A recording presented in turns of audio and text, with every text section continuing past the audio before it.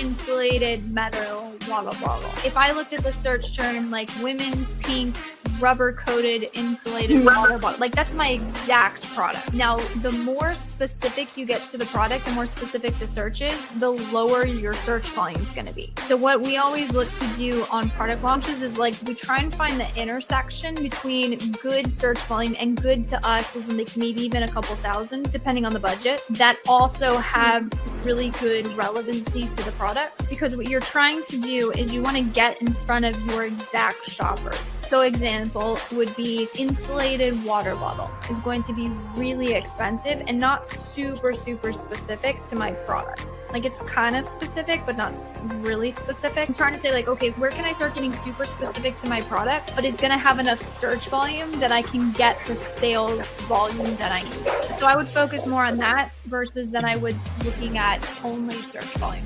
A bit of a technical answer here is we don't quote move them, meaning we're not going to pause the existing keywords. We're simply going to launch them in another match type. Again, make sure to keep the bids lower. Amazon actually, if you read their recommendations, they recommend keeping bids lower on broad and phrase match, even lower than the exact match. When we would launch those is honestly really dependent performance of the account and availability of the budget. So if you launch a keyword in exact phrase and broad, so you have 50 keywords, right? And you launch them in exact phrase and broad, you technically have, 150 keywords that you've launched. And the potential of broad and phrase to spend could be quite high. So again, you just want to make sure it makes sense. It seems super simplistic, but if you are in a phase where you're struggling to control total ACoS and ACoS, to fix those two numbers, it really means that you have to lower down your ad spend with ideally little to no impact of the total sales or the ad sales in the case of ACoS. If you introduce a whole, again, those 50 keywords in exact phrase and broad, and those you probably need to test and optimize the bids, etc., you're introducing a lot of additional ad spend into the account. So you do want to be aware of that and be careful with that. So that's kind of a benchmark that we use. But overall, I would say, I don't know if I would have like a certain time frame or a frame which I would hold back on. It really is dependent on the performance of the account. Another good question, which best bid strategy for phrase and exacts when you move? So again, we don't really move them. We would simply launch them in addition. We like to separate them by campaign as well. Kind of gives us a little bit more control over, say, budgets for things. Now, as far as the bidding strategy, we're a super huge fan of using mainly dynamic down only. If it is a keyword that we want to ensure that we get impressions for, so for our launch keywords, for our main keywords, for anything we're trying to be aggressive with, we prefer a fixed bidding strategy. It's still going to be the same. It's still going to be pick highly relevant keywords.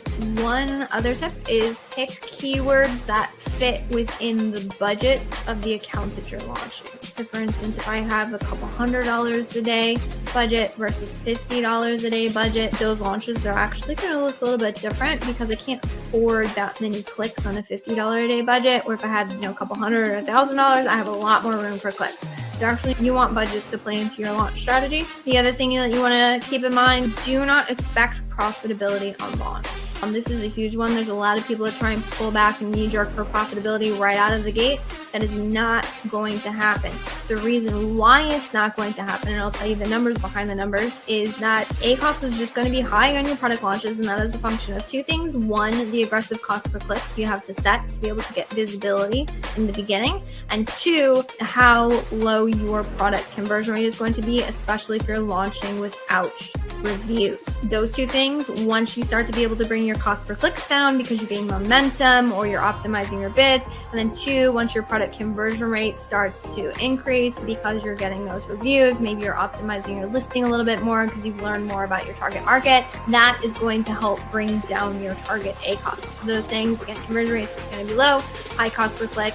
That's actually like the nuts and bolts of why your ads are not profitable, and it's almost unreasonable to expect profitability in the beginning. And that's actually why, if you've ever had a product where you're like, no matter what I do, I cannot seem to bring the ACoS down, I'm struggling here, it's a function of that your conversion rate is remaining low and it's not improving, and your cost per clicks are remaining high and you're not able to improve them due to the market or something else. So again, I would still say pick highly relevant keywords, Also, make sure that whatever keywords that you have fits within your budget. Launch them. Aggressive, sponsored products, exact match, potentially sponsored brand video, exact match if you have the creative. Double down on that for a couple weeks and then start expanding. Hello, and welcome back to another Amazon ad Ask Me Anything Q&A segment. Super stoked to be here. Say it every single week. Thursdays are now my favorite day of the week due to this, because I get to show up and talk about Amazon ads for an entire hour, which is super awesome. If this is your first time joining in, welcome. If you are listening to the replay on any of our replay channels, welcome as well. We hope you get a lot out of this segment. For any of you watching, I'm pretty sure my mic is okay. But if you want to drop something in the chat, say hello, let me know that the audio is in fact working and that you all can hear me. But yeah, so format of this, if you are unaware and this is your first time joining in, or maybe an OG and you haven't really been able to ask a question yet, you feel free to drop whatever Amazon ad question you have into the chat and we will get you answers in real time.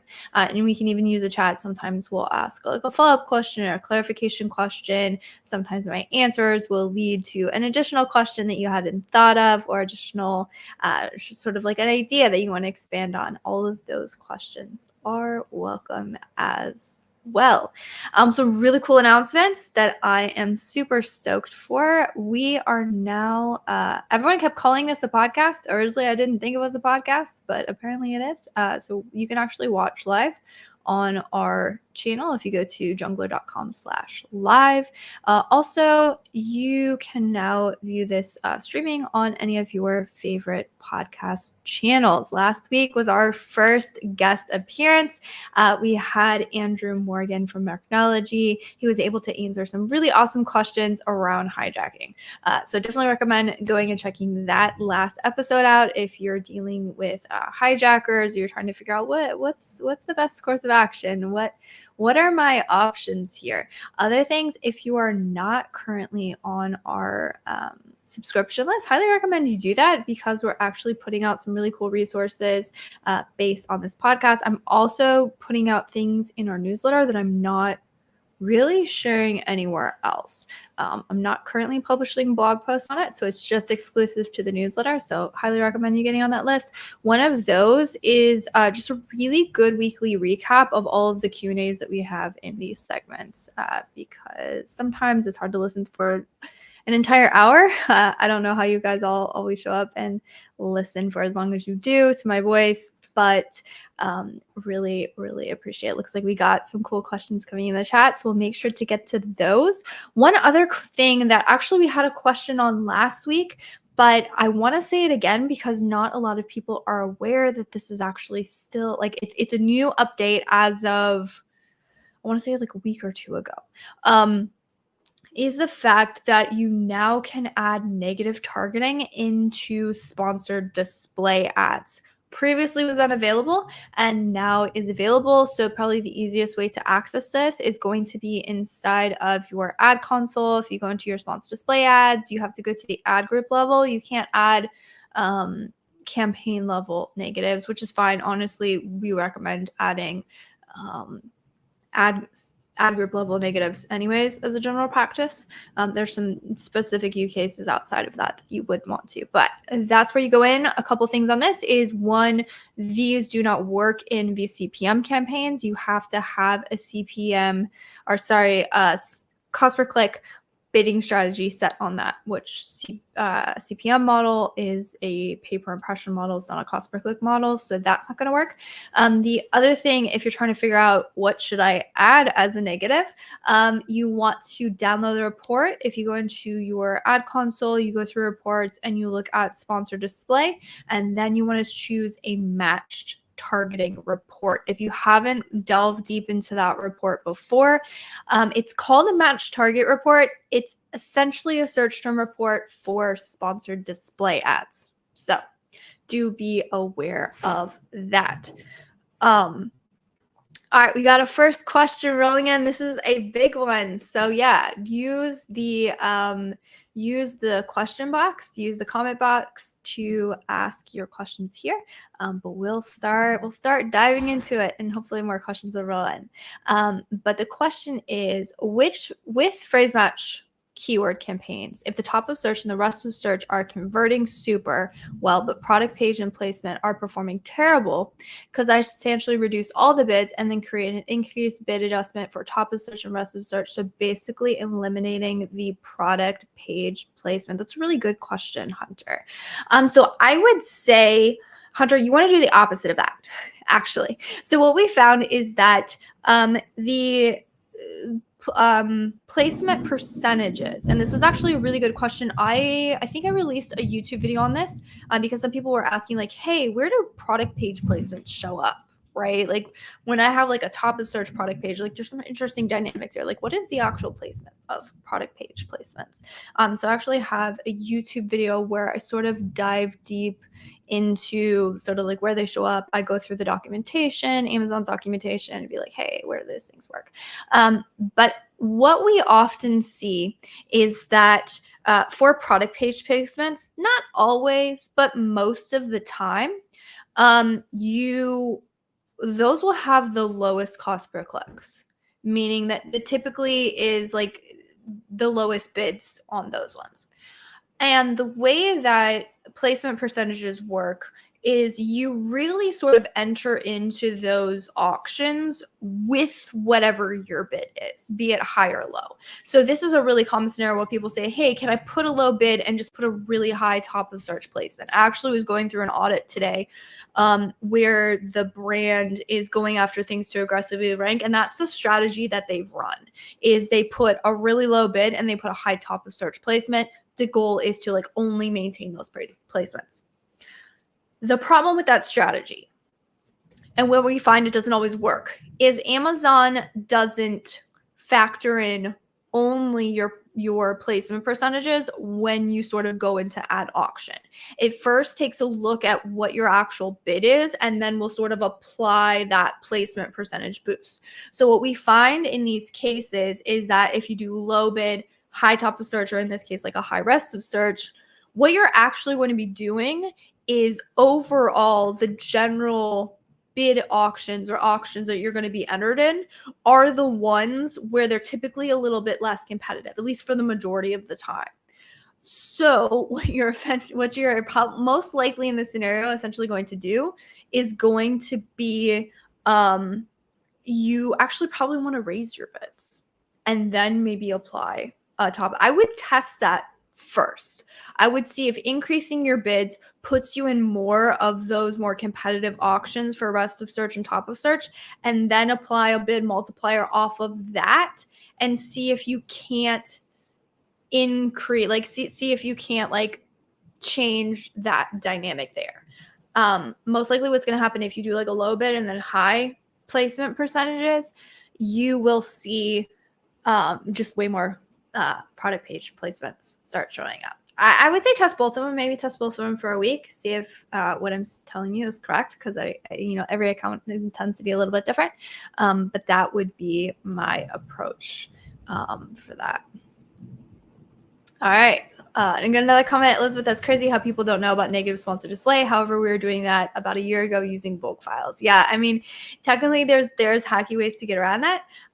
But yeah, and they're saying Amazon has been discreet about this info though. Yes, unfortunately, that is how it works. My goodness, is Amazon rolls out new things. We find new buttons, we find new reports, we find new stuff.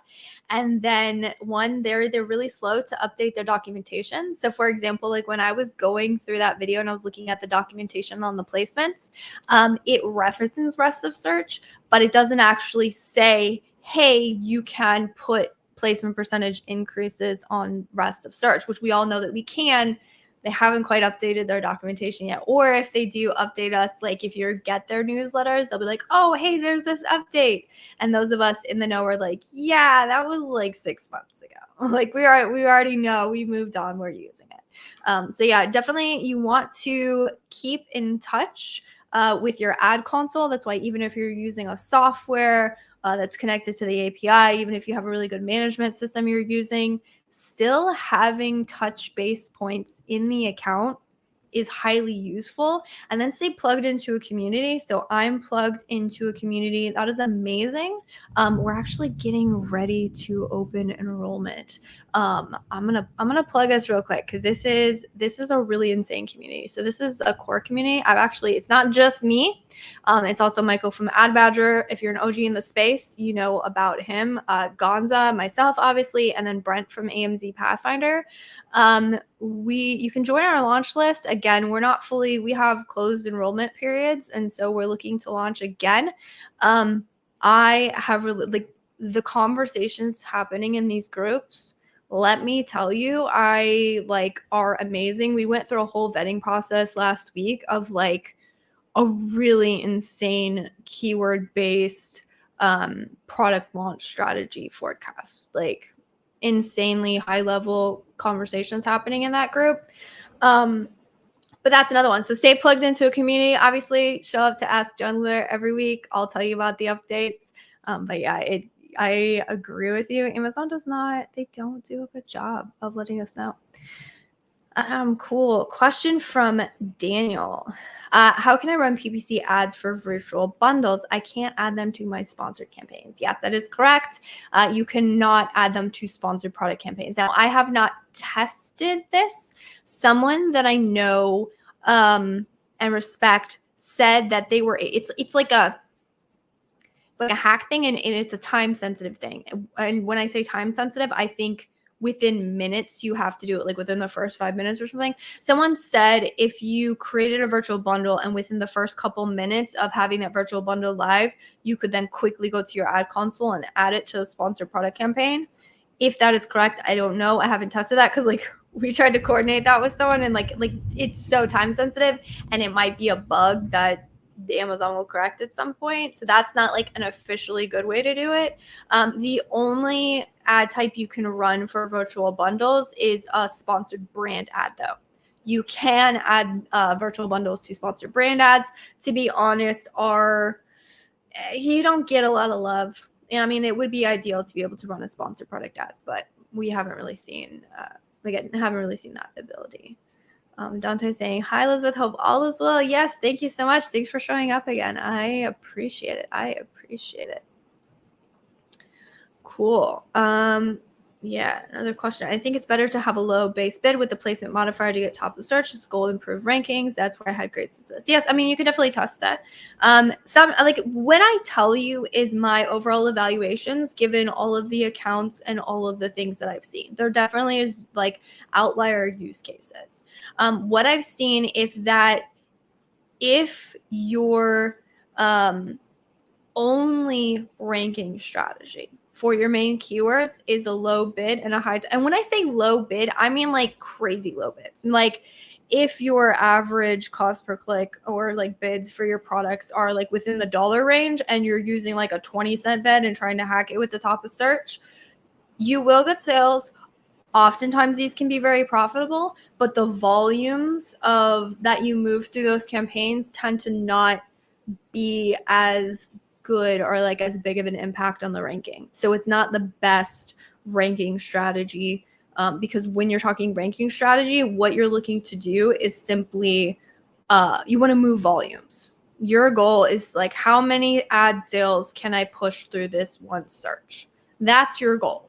And so whatever campaign gets you to that goal the best is what you're looking into. Rosanna had a question about coupon codes. However, unfortunately, Rosanna, that lies outside my area of expertise. If Andrew or somebody else was on last week who had expertise on that, because last week we had a question about a hijacker, and I was okay, this is my very limited use case knowledge, but that's not something we deal with directly. And so I'm going to have to defer that question. Cool. Yeah. So it was saying I'm in love with the Ngram template that Michael had. It's really handy when it comes to adding search term reports as negatives. Yes. Oh my goodness. Ngram analysis. I'm going to pull it up. I believe I did that with Ad Badger, that podcast. I think that was one of the ones that I was on. Let me see. But if I can, maybe Michael did himself. But it is a really, really good. Actually, I think it came out of some insights from the Google Ads world, which, I mean, Amazon ads, Google ads, they're not equivalent. But if you look at, I typed in Ngram Ad Badger, so you can see, I mean, like, this is the tool, this is the podcast I did. So how do you implement Ngram analysis on Amazon PPC? And then Michael has since had some follow-up videos on that. But if you look up Michael from Ad Badger and their podcast, you should be able to check out the Ngram analysis. And yes, it is essentially a way to analyze search term reports for those. We call it deaths by 1,000 cuts, right? You might be getting a couple clicks here, a couple of clicks there. There's not enough to make a decision, but it's enough to make your ads inefficient. How in the world do you deal with those kind of things? And the Ngram analysis is the answer to that question. So highly recommend anyone watching to go and look that up. And Michael was gracious enough to answer questions on that. And of course, that's also part of the core community as well. That was one of the tools and resources we have in the community because it's such a good process and has been really, really helpful for that. Awesome. Yeah, we're off to a good start. Some insane questions coming in. Fingers crossed we're good. We're about 60 minutes in. It is storming like crazy, and I have things falling on my roof right now. So if I get cut off, if something happens, it wasn't me, it was the storm, but you definitely know why. Cool. More questions coming in. Let's keep going. Hey, Elizabeth, they have your insights about brand content posting and how you do it effectively. Thank you. Thank you for your content. More power to you. Absolutely. J5 Basic, do you mind when you say brand content posting? Clarification question.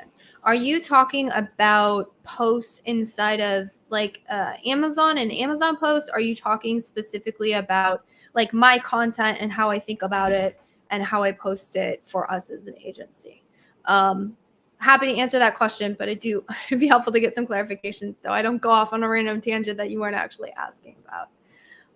Hotjar is another good question. How long is it recommended or how much data is needed when adding new keywords or making changes to a campaign before you evaluate the results and make tweaks?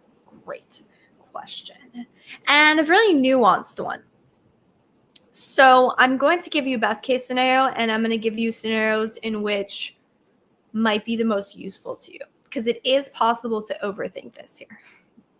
I will say that. So recommendations in terms of data would be, it's really in terms of volumes of clicks is how I would think about it. So for example, you can kind of benchmark this against your conversion rates, right? So I've said this, formula or mathematical equation in a lot of places, but if you want to determine how much on average or how many clicks on average it takes you to convert a single order, all you have to do is you take 1 divided by your conversion rate. That formula will output how many clicks on average does it take me to get an order.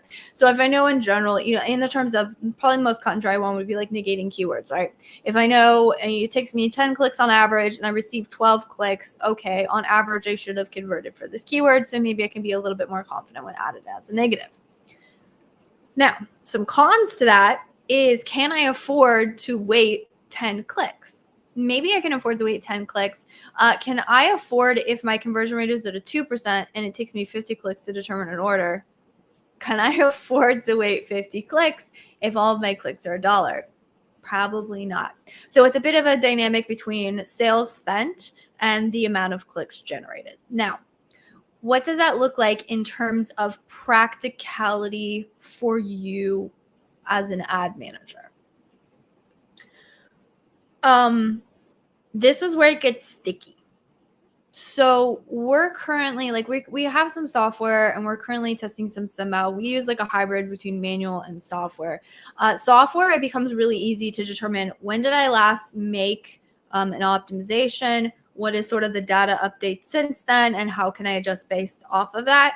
And if you want to get really sophisticated with it, which is what our tools do, is it not only takes a look at what's happening right now, but then also projects that back and analyzes how have things been going, what is my current trajectory, and you can sort of like update in real time, looking at the volume of clicks. So for every click you're getting more data, and for every click your averages become more and more consistent. And so you can sort of dynamically update based on that. The problem with that is doing that manually. If you had only one keyword to go off of, you probably could do that manually. When you look at an account, I was just talking with someone today, and he was advocating for a certain campaign structure. And I was like, honestly, that's a terrible structure. You're grouping way too many things. It's getting way too convoluted. It's going to be a mess to manage, right? And he was saying like, oh, like how do you manage across, thousands of campaigns like we do? I think I checked one of our other accounts. We're up to like 16,000 campaigns, right? Like if you're trying to do that manually, that's ridiculous. So you want to make sure that you have a system that works. What I would say is if you're doing things manually, I would just pick a time frame. So I'd say I adjust bids twice a week on Tuesdays and Thursdays, and I look back at data and I analyze stuff and I go through it. You can do like a time trigger if you're doing it manually. You'll get pretty good results doing that. And to be honest, we did that for a long time and like got insane results off of it. And then if you're dealing with something that needs to happen more immediate, you might bump that up to, instead of like a couple times a week, doing it like every 2 to 3 days, right? You can have those time triggers on it. That's much easier if you're doing it manually, because what's going to happen is you're going to overthink things. You're going to go in, you're going to be like messing with a whole bunch of stuff. You're going to forget what you did. History tab is nice. You're going to get all messed up.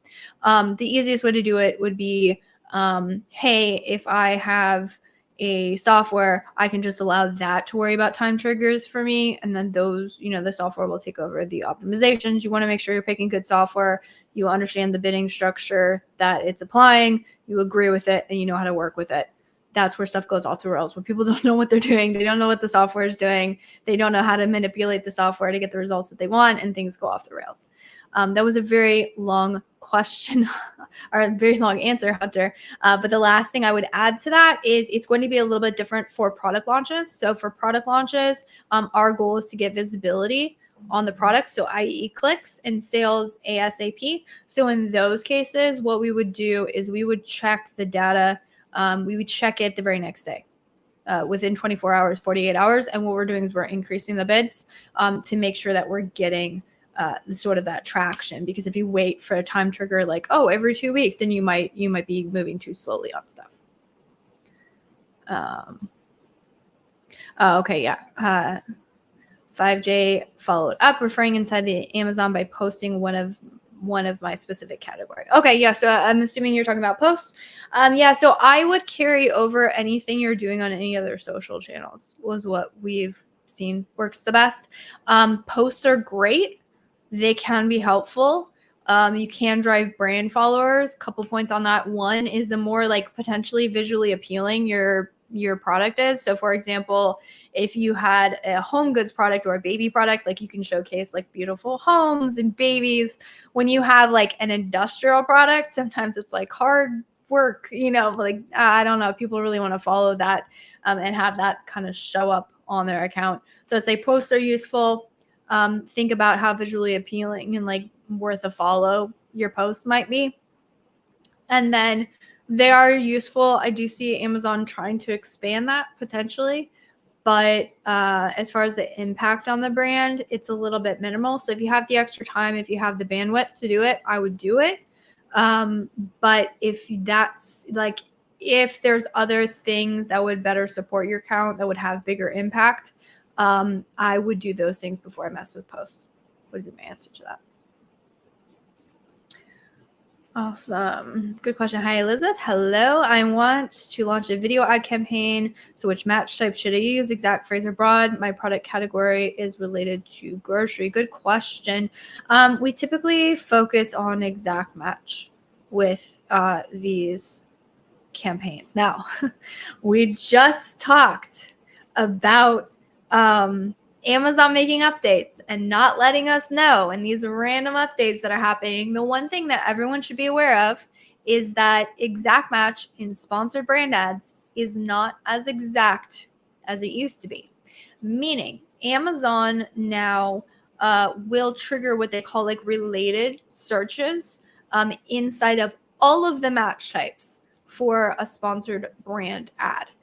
What does this mean? It means that if you're targeting, so grocery category, let's see if I can think of something off the top of my head. If you're targeting crackers, that's probably a bad one. I can't think of another like synonym for crackers. Bread wafers. That's not even related. I don't even know if that's a search, but like those two things are like kind of equivalent, but not particularly, right? That can happen and those things can trigger even if you're using exact match. So I would say stick with the exact match, you'll be fine. And then watch your search terms. And now if you see something underperforming, potentially add it as a negative into your exact match. Only sponsored brands. Don't do that for sponsored products. It's not present in sponsored product ads. Good question. Is it better to launch a video campaign if we're selling in the grocery category, baking related product? Yes. What I would say, at least what we've observed overall, as far as videos working really well, is the first shot, the first image, the first visual should give the viewer a very clear understanding of what the product is. I went through, this was a while back, but I did a thorough analysis of all of our videos across all of our brands, what they were advertising. I looked for positive triggers in terms of conversion rates and click-through rates. And I said, which ones are performing the best and which ones are performing the worst. And then I went through and I evaluated the creatives. And the most distinct idea to me was we had particularly a jewelry brand. And so they had a whole bunch of different jewelry. The one video was performing phenomenal in terms of conversion rates. The other one was not. But however, overall, these products perform well. And what I saw is that the first image in the video that was performing well was a very clear shot of a close-up of the necklace on the model. So it was in focus. I knew exactly what it was. I understood the product. And then the rest of the video went to like demonstrate how good the product was and, the material it was made out of, and did the whole, like showcasing the product even further. Within the first second, I knew what that product was. The second video, which did not perform well, was a zoomed out shot of the model. So it's still a model, still a necklace. However, the necklace was not in focus. So because the model's face was in the video, our minds go immediately to eyes. We go immediately to faces. Whenever there's a face in a thumbnail or anything, that's where our brain goes. And so because of that factor, I did not immediately within the first second, I wasn't quite sure what the product is. It was kind of there, but she also had like earrings. Like it was like, I'm not really sure what it is. I don't see a close up. I don't fully understand it. I don't know it. And so I'm scrolling past it. Right. So that's what I would say. Yes, the videos are appealing. You want to show the product and you want to show it in motion of some kind. Static imaging, you show there's some kind of motion with a very distinct idea of the product. And then the rest of the video, can go on to showcase the product, materials, talk about how great it is, all of the things. But yes, videos work really, really well. Oh, here we go. Dante, and with a good question. What are a few different advanced campaign structures, example ranking campaigns? Advanced campaign structures. Can I give you an advanced hacky one? Like if we want to talk about ranking campaigns, really it's what gives me the most amount of control. It's an exact match keyword, single keyword campaign, one ad group, ideally a single product, your best performing variation. There's nuances to that if you're in clothing and you have a bajillion different variations and they're always going in and out of stock. I have a video on that. Let me know if you want the access to that video because I'll send it to you. But that's what you want, is you want a really tight structure. Why that's helpful is because you can set placement percentages for only that keyword. You can go aggressive, and because it's an exact match, you're going to only be spending budget on those very specific search pages. So if I had to build the ultimate rank type campaign, that would be my structure. I've said it before on multiple podcasts. I think a lot of other people in the space also say it. So I'm not sure if that's like an advanced super hacky one. Other ones that are really, really good, if you are not aware of catch-all auto campaigns, those basically print money. I mean, those are, and the thing is, they're easy. Like, it feels like a cheat code, to be honest. And these ones work a little bit more when you have a bigger catalog. So basically what these are is you take your entire catalog, you throw it into an auto campaign. Told you it was easy. It's like an easy button. Throw it into an auto campaign and you put a low bid on it and you leave it alone. And when I say low bids are typically somewhere between 15 and 30 cents. Couple things on this. You are not always, but for the most part, these can get really good ACoS. And so you're going to be like, oh my gosh, the ACoS is great. I want to increase these bids. Do not increase the bids. This is not a campaign to scale. This is a sit in the background, do its thing, print money, forget about it type campaign. Do lower the bids, do add negatives if you're finding poor performance, but otherwise leave it alone. Do not increase the bids. Don't be like, this is great. And then like all of a sudden you have $1 bids and the original campaign structure you had and your strategy is completely obliterated because you completely like adjusted everything you were doing. Don't do that. You will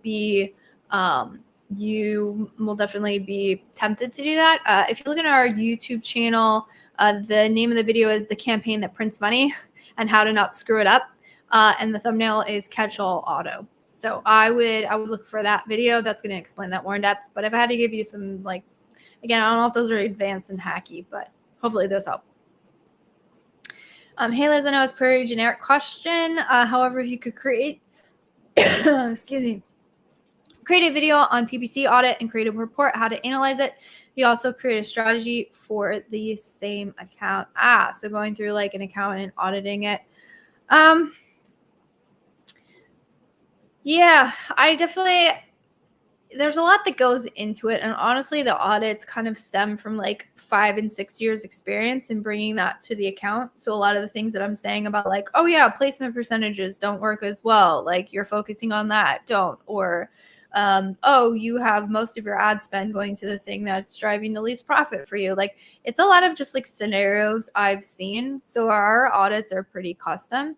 But I'll definitely keep that in mind in terms of things to do. Take a quick swig of water and I'm going to pull up the next video. These are awesome. Keep them coming. We got about 30 minutes left if you guys got the questions for it. Cool. David has a question. This is a good one.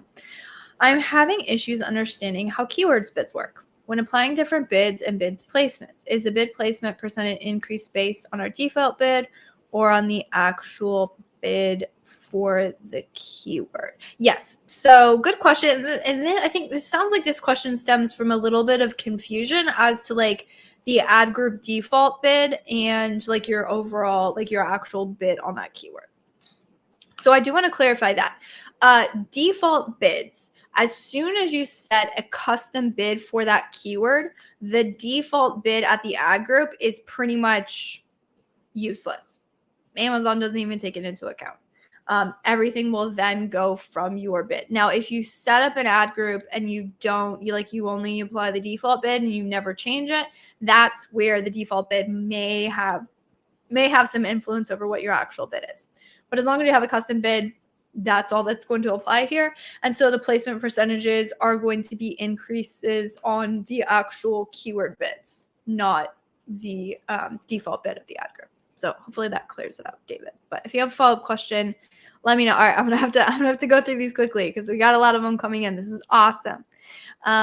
Question: how can I efficiently track and improve Amazon ad placement to achieve consistent results? Consider fluctuations in sales between top of search and other page placements.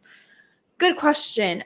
So I would say with this, now this is my philosophy, how I understand it, how I recommend, given my full and complete understanding of how Amazon advertising works. What I will say is you do want to be very careful about how you are introducing placement percentages.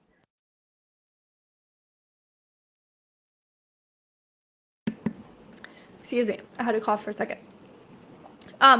When I say how you're applying it, I mean specifically what campaign strategies you are applying them to. So the way that placement percentages work is, as I just mentioned with my past explanation, they are a percentage increase on whatever bid you have for the keyword. That keyword bid, whatever you have for the keyword, will apply to any search terms that could potentially trigger from that keyword. So in the case of a broad match, it's pretty much exponential. In the case of a phrase match, maybe a little bit less so. In the case of an auto campaign, insane amounts of potential search term triggers, right? That means you are increasing your potential bid for more potential search triggers if you apply a placement percentage to a campaign that contains that. The other thing you want to keep in mind is that placement percentages will also apply to every single ad group and consequently also every single keyword contained within those ad groups, like inside the entire campaign. So any keywords on an entire campaign, those placement percentages are going to be increased. Also, craziest scenario, right? What if I had like 5 ad groups? They all had 100 broad match keywords, right? Can you imagine how many potential, how many cost per clicks and how many ad auctions am I increasing if I put a placement percentage increase on that campaign? It's like exponential. The potential variables that I'm dealing with there, insane, hard to control. That is why if you apply really high placement percentages to those, you're probably going to see wild performance swings there. And so when you're talking about tracking it, figuring it out, like making sure that you're doing this well, I would say in some of those campaigns, I might put a small placement percentage, like maybe if I want to test like a 5 or 10%, just a slight boost, that's fine. If I put like a 200% increase there, can you imagine? It's ridiculous the amount of variables I'm dealing with. There would be absolutely no way to fully track that. And so that's what we keep in mind here is we're a fan of basing things off of data and based off historical performance when it comes to applying placement percentages. And our de facto mode tends to be, where do I have the most control over what those placement percentages are going to trigger? And then use that as sort of like our barometer or gauge for which campaigns we're okay with putting really aggressive increases on in terms of like our placement percentage adjustments. So hopefully that was clariful. You said efficiently track and improve. So what we would do is, again, you can set like just a time trigger on this. I evaluate my placement percentages once every other week, maybe once a week, maybe once a month, depends on your data, right? And I would say, all right, here I'm going to go through and evaluate everything. You can do this manually, or you can do this through bulk files, or if you have a tool that you can go through and evaluate. I would go through, how is it performing? And then up or down based on that performance would be my thing. And then just keeping an eye on what is the campaign structure, how like potentially broad and or narrow are the targets that I'm putting these trigger, like the placement percentages on. And then I would go based off that. All right, good question. Also, would be your strategy for supplement products, assuming cost per clicks are $4 to $8 on main keywords and our conversion rate is below average. Yeah, that one's gonna be a tough one. So conversion rates being below average are what you need to be careful of. So what I'm gonna say here, and this depends if the brand is okay to do this, most supplement brands are. With supplements, one of the benefits is they are a repeat purchase product, which means I highly recommend having subscribe and save on your on all of your supplement products or anything that typically could be like a reoccurring, because then you can get that, constant income. If you could build up subscribe and save, you can insulate your sales and then with that growing and those triggers happening every month, every 2 months, every 3 months, depending on, kind of like the repeat purchase cycle, then you can start adding in that income, and that can offset. I mean, this is like a really common equation inside of like marketing in general. It's a little bit less common inside of the world of Amazon advertising, but it's called like lifetime value of a customer, right? So you have like your lifetime value of customer. I know that they have multiple purchases with me. So if I can afford to pay more than my actual like first, the money I'm going to get from my first sale, because I know that there's going to be subsequent sales after that. And so that's sort of the dynamic that you're thinking of. Tracking, and that's like a whole thing, right? Like, how do you track customer lifetime value, and like how do you do that equation, and what does that look like?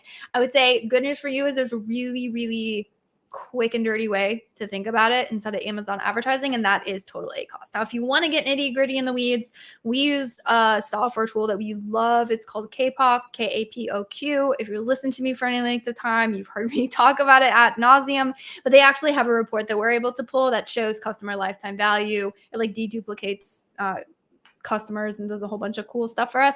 But if you want to keep it super simple, which I recommend you do, track total ACoS numbers, because those residual sales are going to show up in your business reports, and your tacos numbers is ad spend divided by total sales, right? So you can actually factor in sort of that repeat purchase equation into your profitability if you do it like that. So what I would say is I would look at that. Ideally, you can get some return customers, and that can kind of help support that offset. Now, your question is, what would be your strategy for launches? I actually have some pro tips for you here, because we're actually dealing quite a lot in like supplements or beauty category, like skincare. Those can also get like insane cost per clicks, and you have to think about, of course, there's a repeat purchase factor there. All right, what you want to think about is digging into your specific supplement. So in supplements, like very terrible one to go after, I'm speaking in general, would be like women's supplements, right? Like that's like really like broad. Like what are they even looking for? What if it was like women's multivitamin is still a little bit broad. We feel like women's multivitamin with high doses of biotin. I don't know how much these searches are. You can see how you're like niching down into your distinct market. So you want to niche down into your distinct market. But the second tip that I have for you, because the first tip was not a novelty one, that's just a good launch practice, is when it comes to supplements and the high cost per clicks, you have a very high cost of testing. So for example, like if it took me 10 clicks on average to make a sale, right? At $1, I'm spending $10. At $4, I'm spending $40 for that test. At $8, I'm spending $80 to test that. That gets expensive really fast. And imagine multiplying that across 100 keywords. I'm looking at $400 just to test if I can even get a single order out of a keyword. That's insane. And I probably want to double that test. So I'm talking probably best case scenario, $800 a day right off the bat to not even know if it's going to work for me. And so this is what we've started to do. Instead of running that $400, $800 daily test, instead of testing 100 keywords, let's test less. Now, less is going to be determined by your available ad launch budget. You also want to be very clear to the client, hey, this is a long path. We're looking at ideally including subscribe and save. Like we gotta work this runway. It's a long-term play and it's high cost investment, but if you're willing to pay the game, we can get there, right? It is possible. And so you want to determine the test. And what you want to do is hyper-targeted quick tests. So if I have to spend like that 40, 80, I'm looking every day.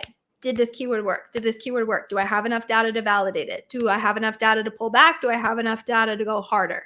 And then as soon as you evaluate that, you readjust that test. You say, all right, what's my next test batch? Is it 2 keywords? Is it 3 keywords? Is it 4 keywords? Where's my another hyper-aggressive, hyper-focused test? Test those. So instead of spending, like I said, that the $800, heck, maybe even $1,000 a day across this large, broad test that also is a little bit hard to keep track of, I'm testing that in increments so my budget gets spread over a longer time horizon and I can stomach that a little bit better. So that would be our test, and I cannot take responsibility for that strategy. I wish I could. We have an insane account manager on the team who she's actually done a lot of work in supplement category, and she's really good at it. All right, we got other ones. Oh, goodness. Okay. I got 15 minutes left. Hopefully that was a good one on those placement percentages and the bids. All right, cool. Hey, do you think we can lower a cost for a campaign? We're already ranking on page 1, under 10, sold 800 units per month. We can't seem to lower our A cost. Oh, Jen, looks like you're watching us on YouTube. Pay attention to the YouTube channel. I just released a video on why you can't, I didn't release it. I filmed it today. It's edited. It's going up on the channel on why you can't lower your A costs, how to figure it out, and what to do about it. So keep a lookout for that. The long and the short of it, 2 things you need to do to lower A costs is lower bids or increase your conversion rates. Sounds like you're focused on a single campaign. So I would say if you're already ranking on page 1, what I would do is I would test lowering your bids slowly. You don't want to do this quickly. You might even do it by a couple cents, like over an extended period of a couple of days or a week. Lower your bids, track your total sales, and track your keyword rankings, and see, can my organic rankings sustain? Do they remain consistent? Do I have any impact on total sales? No? Great. Lower it a little bit more. Watch the progress. But yes, if you're already ranking, that's absolutely, you can lower. You can work on lowering A costs through lowering bids, and then do it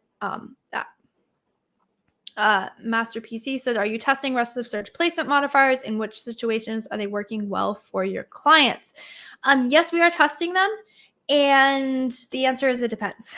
So like I kind of mentioned before in this sort of discussion, is we focus on whatever is performing best. So that really, I mean, like it highly varies even depending on product and keyword. Like there's so many variables there. I don't think I could be like rest of search was better in, product page placement. Like I don't have that data point for you. What I would say is evaluate your campaigns and evaluate where you are seeing better performance the rest of the search, and then simply increase there.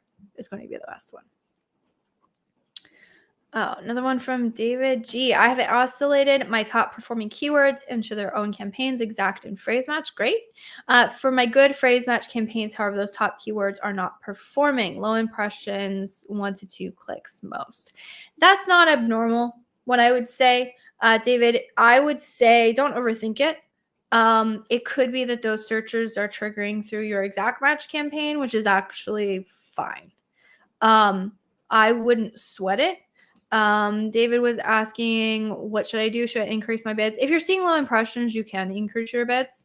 However, you can also check your search term reports. If those exact searches that you're going after are triggered through other placements, then you're totally fine. If you wanted to get like longer tail variations of those searches through phrase match, then I would test lowering or test increasing, not lowering, increasing bids. Jefferson had hello from Brazil. Hello. Dante says, never heard of that structure before. This will be perfect for our products. Thank you. Awesome. Cool. So yeah, definitely. Oh my gosh. Test that campaign, the catch-all auto. You should be. I mean, I don't want to promise anything. Everything is, potentially good or bad, but you definitely want to test that. David said, also per my search term reports for the past 60 days, for some of my performing keywords, my cost per clicks are $3. Doesn't mean my ideal keyword bid should be around $3, maybe. If you're happy with your ACOS performance, then the average for your account might be about $3. So yeah, we typically use account data to like benchmark. And then what you want to do is like benchmark it against the rest of your account when you're launching campaigns. And then you end up adjusting the bid based on the actual individual keyword performance is the way that we go about it. Cool. Hi, Elizabeth. While checking placements of campaigns, I found rest of search is not working pretty well. What's the most efficient way to avoid the rest of search placement of that campaign? How to adjust the bids? Oh, goodness. Okay.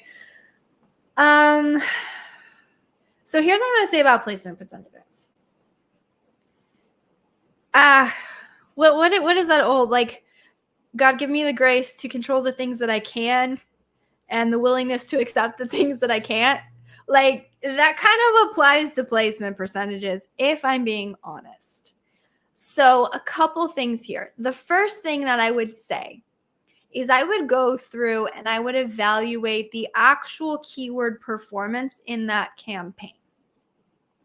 If your keywords are performing fine, if you're happy with the orders, if you're happy with the ACoS, if you're happy with how everything is going at a keyword level, I know you're going to go into your placements tab and I know you're going to see that poor performance and it's going to drive you nuts.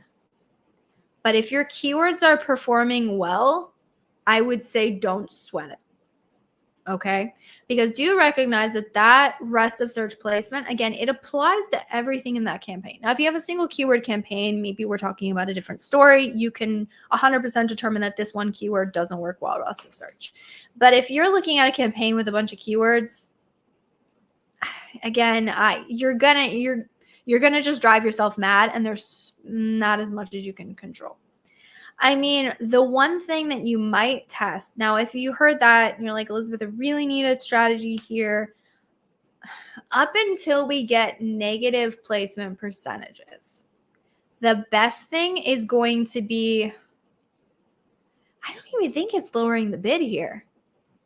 Now that I'm really thinking through it, because rest of search is every single placement below the top row of ad spots on the page. If you read the documentation, it includes spots on page 2, page 3, page 4.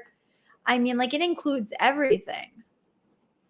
And so for that case, like, you don't really know where those ads are showing up. Like, are you performing bad because you're showing up all the way on page 5? So in those cases, lowering the bid is just going to get you more rest of search, right? I mean, you could test increasing bids, but then again, given the bid performance, like at the keyword level, that may or may not make sense for them. Honestly, in this case, now that I'm thinking through it, I would adjust at the keyword level and I would try and live and let the placement percentages be what they will be. I would worry more about the keyword level performance. Just said, is there a newer bid adjustment ad schedule rule for day parting worth playing around with? Okay, so what I would say is for those of you listening, I got about 5 minutes left. I might finish up the rest of these questions. Oh goodness, we got a lot. Okay, I'm trying to get through this, but this is one I really want to dig into. Okay, so for those of you listening who are unaware, Amazon released some automations in terms of budget automations and essentially day parting or bid adjustment automations inside of the ad console. Phenomenal. They give us access to things, and I'll tell you why they can be good and where you're going to run into a lot of issues if you use this at scale. So I would say for day parting purposes, you really need a software to do it. It's not a manual practice because, again, like if somebody forgets to turn things on over the weekend or turn them up, you're screwed, right? So you need a software to be able to do this. Typical other software. So we have one we use that, KPOC, allows us to do day parting schedules here. And so we use that. You can use the in-console ones. Okay. So what I would say is, yes, if you don't have access to other software to do it, maybe test it out. I'm going to tell you the cons of doing it. Okay. And you can let me know if you think testing it outweighs these cons. The one is that you have to set up these rules for each individual campaign. It is tedious, it is manual, it is painful. The second problem is that there is no real scalable way to remember which campaigns you have these rules set up. So when you go and try and do your bid adjustments, you go and do stuff and you're like, why the heck is this going weird? And you're like, oh wait, totally forgot I had an automation on here. That gets annoying. And then consequently, also to remove these is a painful process. How do I know? Because we went through a client account and we set up a budget automation rule across all of the campaigns. Took us days to do. It was so painful. You have to manually, if you could just create a rule and boop, apply it to all the campaigns, I'd be like, phenomenal, right? You can't. Not right now. I don't know if they update this feature, I would be happy to use it. But I would say, again, it's hard to set up. It's hard to identify where you have these set on, and it's hard to remove, not hard to remove them. It's really, it takes a long time to remove them. So for that case, I would say those are the cons you're going to be dealing with. If you're okay with that and you're like, hey, I'm going to test it on a couple campaigns and like make sure my campaign names make sense, I would, go ahead. There's nothing wrong with it. I would just say be aware of those potential downfalls. All right, cool. We're getting a lot of placements, man. Maybe I should put up more stuff on placements. All right, I'm going to answer these last couple questions, and then I'm going to call it because we're going to be over time. I'm sure of that. All right, my campaign conversion rate is better on top of search than the other placements, like 7%. But the thing is that my ACoS is still 45% on top of search. Same with rest of the search and product pages because of the CPC. So which placement would you prefer? Depends on your goals for the campaign, is what I would say. If this is a ranking campaign, I would prefer a top of search because your goal with a ranking campaign is high volumes of sales. High volumes of sales, good conversion rate, which you're getting currently at top of search. So if you're trying to push rank on this keyword at all, or if it's something that you're really honing in on, I would prefer top of search. If your goal for this campaign is profitability, then I would prioritize ACoS and be aware that if you increase the top of search placement percentage, it will increase your CPC, which may also lead to an ACoS increase. But I would test it. More placement percentages, man. These are fun.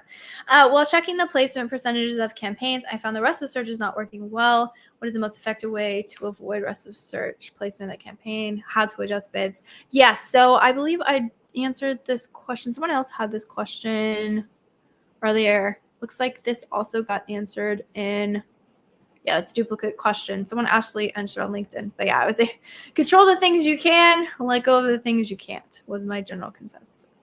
My products are in the home gym niche. Would it be smart to target product ASINs people buy to build their home gyms? Yes, that's a really good. You're thinking outside of the box. Those are my favorite things to do.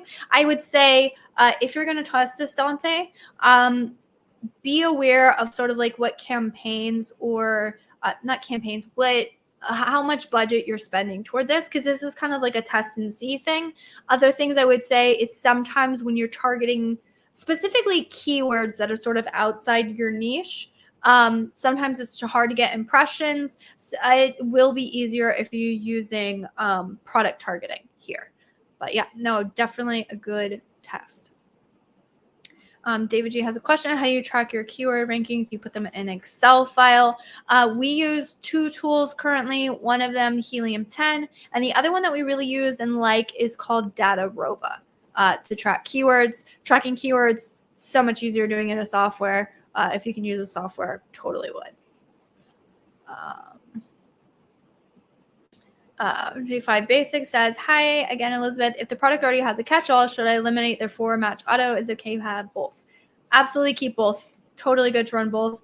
We run multiple autos per product. Not a problem.